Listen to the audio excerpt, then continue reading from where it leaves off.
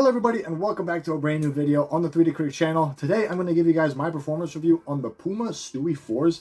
This is Breanna Stewart's fourth signature shoe with Puma. And when it comes to Breanna Stewart's line, this is the first time that I've heard that she actually has a line. So when it comes to the performances of the 1, 2, and 3, I haven't tried those personally, and this is the first time when it comes to Breanna Stewart's line that I'm going to try out. And I wanted to try them out to see if they're actually comparable when it comes to the performance, especially with the Sabrina 2s out, and as well as Aja Wilson's shoe that came out not too long ago. And I was curious to see if this would actually stack up with the rest of the women's basketball line. As far as pricing goes, they are similar in retrospect to that. They do retail for $120 right now in a couple of colorways on Puma's website right now. So if you guys are interested, I will leave a link in the description box below. Now, when it comes to the sizing of the shoe, because of the availability, I was only able to get a half size down from what I usually get when it comes to the sizing in general. And when I did that, and as far as experiencing them goes, I would go true to size, because when you go down a half size, they are quite tight, especially when it comes to the length of the shoe and the width of the shoe itself. So if you want a more performance-like fit, I would probably go down half a size. But if you want a more roomier fit, I would go true to size in that respect. If you are a narrow footer, you should be fine going down half a size. And as for wide footers go, I'll probably go up half a size because of the narrow nature of the fit itself. And when it comes to sizing in general, since this is a women's shoe, go half and a half size up when it comes to the men's sizing they usually get. So if you have a men's size 12, go with a women's 13.5. When it comes to the traction, the shoe features a full-length rubber outsole with a floral herringbone pattern here that you see in the forefoot, and you get a little bit of it here in the heel that swerves into the back. And the same thing goes with the radiating footsteps that you get in the heel, and it slowly swerves up throughout the midfoot and moves up into the forefoot itself. And as far as the grip of the shoe itself, it is quite aggressive, and it is a very aggressive bite when it is on the court, and it required very little break-in time, so it was a huge plus when it came to the grip that you get basically the moment you put the shoe on. So that was very surprising, to say the least. When it came to dusty courts, it does collect some dust to where it will build up quite a bit if it remains unchecked. So as long as you wipe them down after every game, from what I've experienced, you should be fine as far as the dust pickup that you're going to get. And when it came to lateral movements, they feel very sudden and very quick, whether it was a clean court or a dusty court. So it was very consistent at that. And the same thing can be said with the vertical movements. Hard stops were quite violent from what I've experienced, and you do get quick push-offs as well. So laterally and vertically, you're pretty much experiencing a very aggressive bite on the court. For durability, it is pretty good in terms of where you do get a little bit of fraying in the higher areas, but that's really about it as far as the rest of the outsole is concerned. The grooves have some depth, but they are a little pliable with a little bit of give to it. So when it comes to outdoor use, you should be okay when it comes to playing them outdoors itself. Just be mindful that there are some spots where the grooves are quite thin, but the rest of the shoe is pretty thick when it comes to the grooves themselves, so you should be fine playing in these outdoors. And overall, to me, they were surprisingly grippy when it comes to the aggressive bite that you get on court, and it is consistent when it comes to being on a clean court and on the dusty court as well.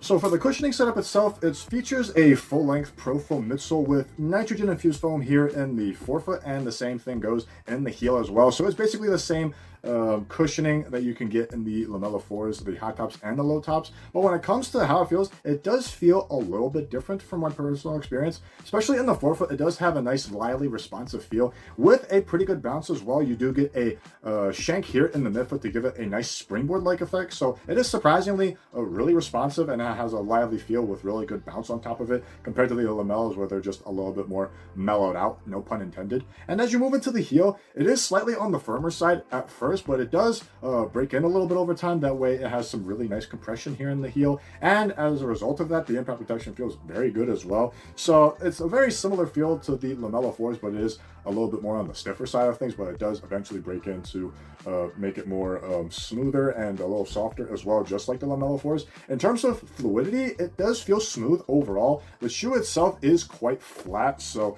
there can be a little bit of a clapping sensation when it comes to the transitions, but if you get used to it and the more you break in the midsole itself, it does smoothen out quite a bit to the point where the heel to toe transitions actually feel pretty smooth when you're going up and down the court. So with a little bit of breaking time, the overall fluidity of the shoe just gets better over time. And with the shank in the midfoot, it does give it a nice snap as well, so you're able to get up to speed rather quickly in these. So that was nice overall surprise when it comes to the fluidity. It does generally get better over time the more you play in it. So when it comes to the overall cushioning itself, it has a similar feel to the Lamello 4s, but it does have a little bit more of a livelier feel and a little bit more bouncier feel compared to the Lamello 4s, and it is overall pretty neck and neck when it comes to the heel cushioning and the overall fluidity. Just be mindful that you do have to break it in to get it to feel a little bit more smoother over time.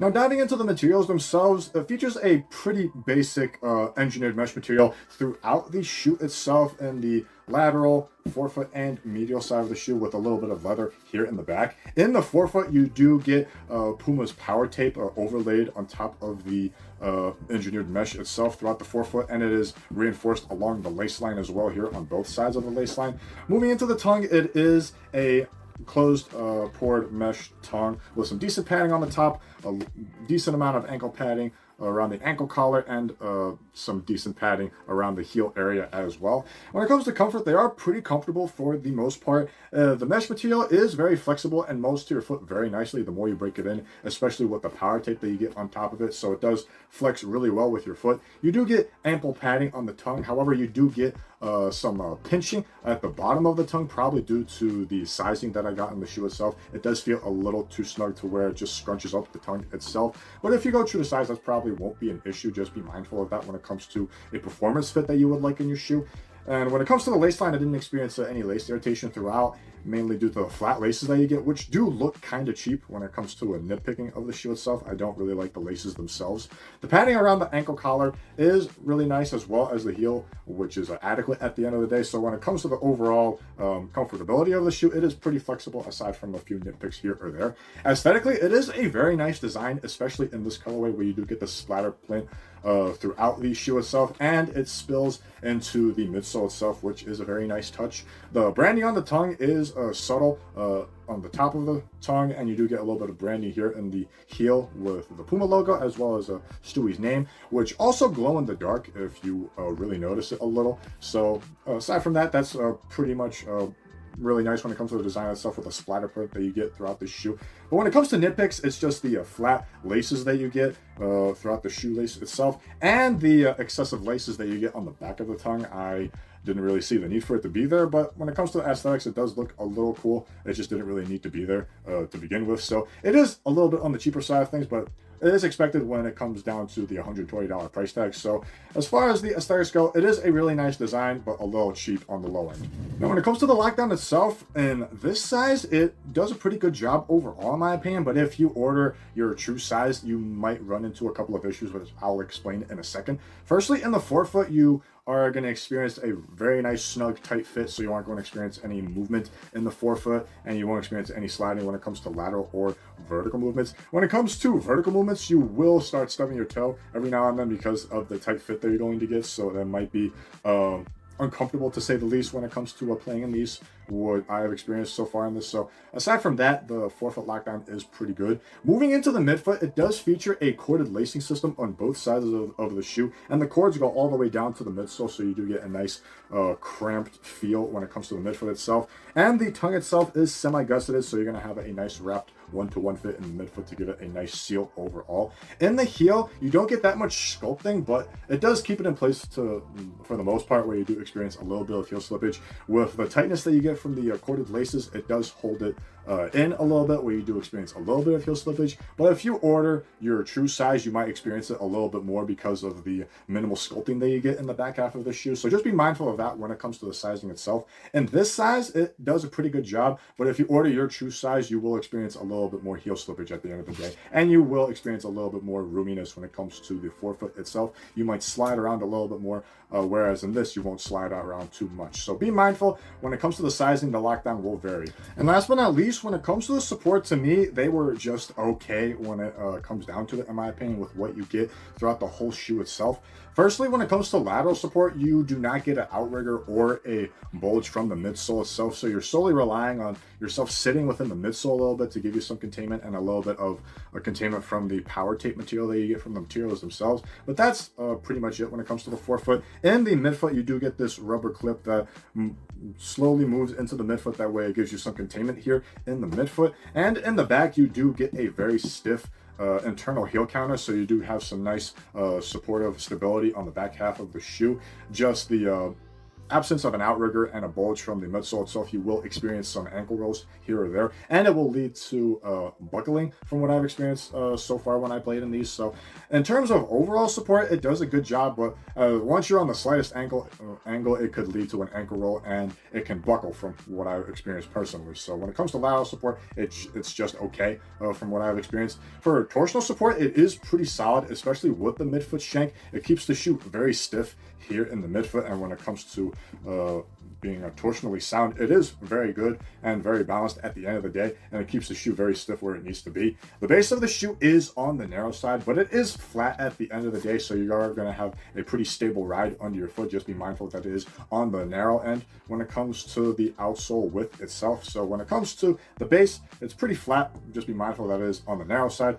Torsionally, it's pretty nice and balanced and really sound, but the low light to me is the lateral support, especially here in the forefoot, with a lack of an outrigger and the bulge from the midsole that you get itself to add a little bit more support in general, which I would personally like to avoid any ankle rolls. And with the slightest angle, it can lead to an ankle roll and it can buckle out on you at the end of the day. So in terms of overall support, it just gets the job done. So to sum it up for you guys, the Stewie 4s to me are surprisingly good overall with what you get, and it stacks up pretty well to the Sabrina 2s and the Nike A1s from my personal experience. Especially with the traction, it's basically toe-to-toe with the A1s in my opinion, with the A1s being a little bit more aggressive when it comes to the blade. The cushioning as well, it does feel quite similar to the A1s, but you do get a little bit more flexibility from the Sabrina 2s in my opinion, so it's pretty close to the Nike A1s in my opinion. The materials there, basically here or there, as far as what comes down to your personal preference, they do offer the same kind of materials at the end of the day. The lockdown, varying on the sizing that you get, it does a good job overall, just like the A1s and the Sabrina 2s as well, with a little bit of heel slippage here or there. But when it comes to support, it is the low light in my opinion, and that is where I would go towards the Sabrina 2s and the A1s, which I feel like are the most supportive shoe when it comes to the line itself. So when it comes to stacking it up, it is pretty close when it comes to the traction and the cushioning setup itself.